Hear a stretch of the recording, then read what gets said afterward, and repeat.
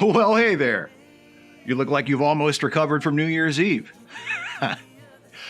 Yeah, the guy who was your designated driver that night came in here the other day and said you puked 4 times on the way home, which is quite something, seeing as how you only live like 5 minutes from here, don't you? That was my fault, as much as yours. I should have cut you off earlier than I did. From now on, I'll factor in your personal irresponsibility a lot more heavily. Anyway, good to see you again. You seem happy. Oh, and I bet I know what you're smiling at, too. Your guy is getting inaugurated next week, ain't he? Yeah. I thought I remembered you saying you voted for him. Loudly, and drunkenly, and repeatedly. Oh, hey, that reminds me. I'll get you whatever you want in a second, but real quick, while I'm thinking about it, I'm just saying this in a general way to all the Trump voters who come in here for at least the next 4 years, okay?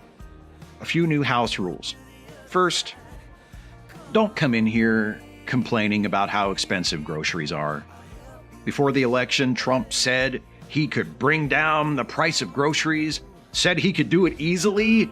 Then after the election, all of a sudden, he's singing a different tune, talking about how hard it is to lower prices. I do not want to hear about it. You believed him when he said he could make shit less expensive. You voted for him.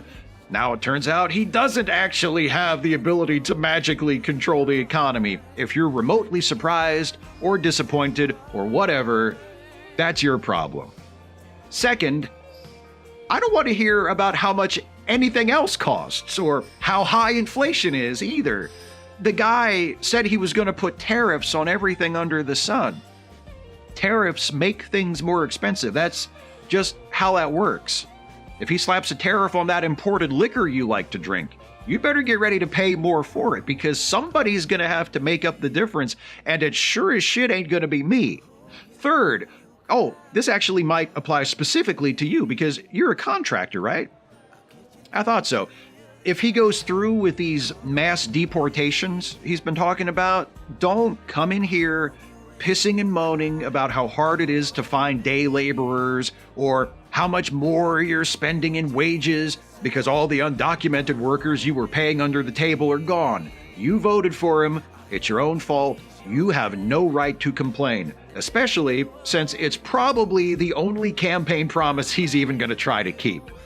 Fourth, from now on, I don't want to hear a single word from you against someone who has broken the law, who has committed a crime and gotten away with it or gotten off easy or anything like that, because Trump was a convicted felon months before the election.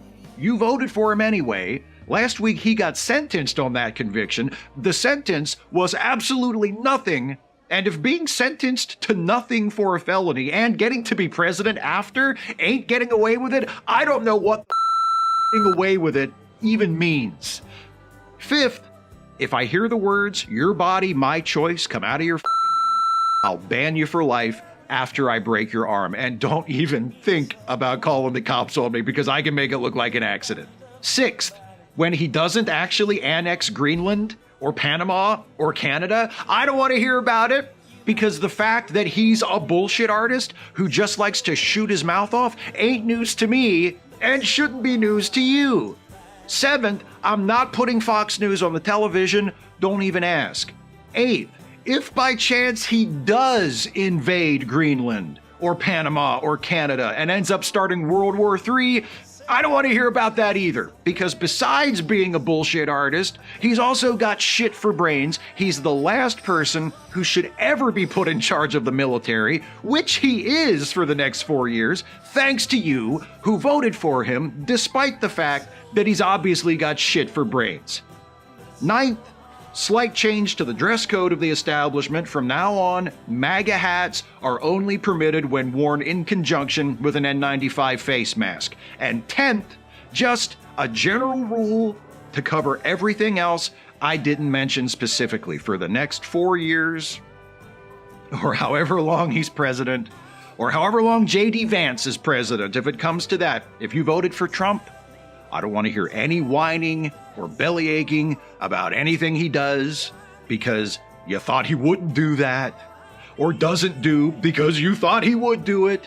Anything he says, any ruling the Supreme Court makes, anything to do with Trump that you're not happy about because nobody put a gun to your head, you knew who he was, everybody knew who he was, and you voted for him anyway. You want to come in here and tell me all about your shitty day at work, or how your kids failing out of school, or moan and groan about the Orioles, or the Nats, or the Ravens, or the Commanders, or whatever other team you follow, please don't hesitate to come in here, order a drink, and bend my ear. I will listen. I will be your shoulder to cry on, for I am your bartender, and that, along with selling booze, is my job. But from now on, save any whining about Trump for your if they haven't left you yet, or your mirror if you can still stand the sight of your own reflection, or your prayers if after all of this you're still fool enough to believe anyone's Now what can I get you?